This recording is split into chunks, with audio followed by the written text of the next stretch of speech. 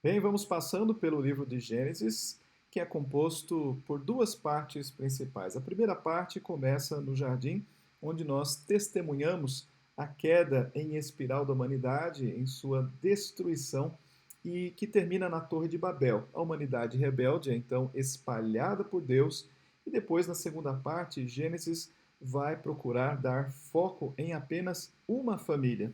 E bem no centro dela está a história que conecta as duas partes do livro de Gênesis, onde você pode entender a mensagem, a moral da história, do livro, e como nós saímos da Torre de Babel para a narrativa que está no centro. Bem, depois da dispersão de Babel, existe uma genealogia que traça uma das tribos até chegar à pessoa de Abraão. E você certamente conhece Abraão. E Deus começa a fazer todas as promessas a Abraão de que iria abençoá-lo, lhe dar muitos filhos, faria dele uma grande nação e que a sua família iria abençoar todas as nações da terra. Então, basicamente, Deus está restaurando aquela humanidade de volta à bondade encontrada ali no jardim, em suas intenções originais para o mundo. E é o tipo de plano de resgate de Deus para a humanidade. Isso passa então por essa promessa. E por isso toda a segunda parte de Gênesis é sobre esta única família.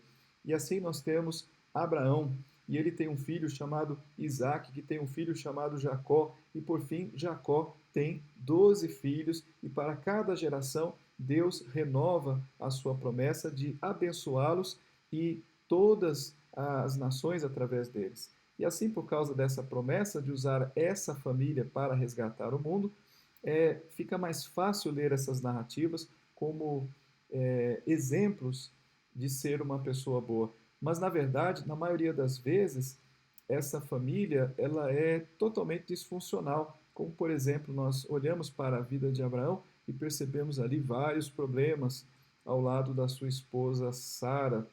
Ah, a gente vê que duas vezes ele simplesmente entrega Sara nas mãos de reis.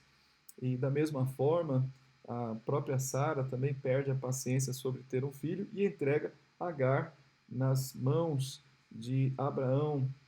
E isso mostra, entre outros, problemas dessa família. Abraão, então, agora se torna velho juntamente com Sara, e não é mais possível que eles venham a ter um filho, mas miraculosamente eles têm um filho, e esse filho é Isaac. Isaac tem dois outros filhos, Esaú e Jacó, e parece que as coisas estão indo super bem, estão tranquilas, mas Jacó, o irmão mais novo, ele quer a herança da família que deveria pertencer a Esaú, o direito de primogenitura. Então ele cria um plano no qual ele vai roubar essa herança, enganando seu pai que já está velho e cego. Uh, e, e como assim? Como é que ele faz algo assim? Né? É uma coisa horrível roubar o seu próprio pai. Mas é ele quem dará origem às tribos de Israel. E assim Jacó vai ter 12 filhos. Mas a questão é que Jacó vai amar mais o seu 11º filho, que é José. Isso vai deixar todos os seus irmãos indignados e eles vão passar a odiá-lo e vão começar a engendrar planos para matá-lo. Mas eles não matam, eles não fazem isso. Ao invés disso, eles apenas o vendem como um escravo para o Egito. E lá no Egito, através dessa série de eventos, José passa de prisioneiro a segundo no posto de comando no Egito. E mais tarde, quando todo o Oriente Médio está em escassez de alimento, os irmãos de José descem ao Egito procurando por comida. E então, quando eles chegam lá, quem é que eles encontram como governante? O próprio José. Achavam que aí seria o fim deles. Ficaram extremamente amedrontados com essa possibilidade, mas José, na verdade, se mostra misericordioso e vem a salvá-los. E, bom, então, nós vemos que Deus transformou o mal que eles intentaram contra José em bem, bênção, né, para todos eles, e pôde preservar a vida dessa família para dar continuidade a toda esta história, a história de um povo, de uma nação, que começa através desta família.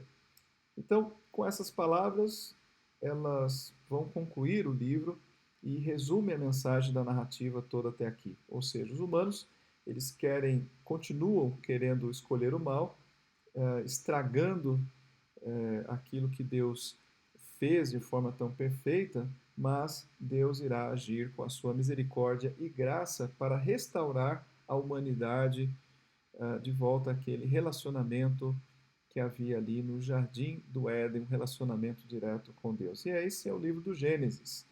E é assim que nós aprendemos com essa história como Deus é um Deus de graça, um Deus que nos redime.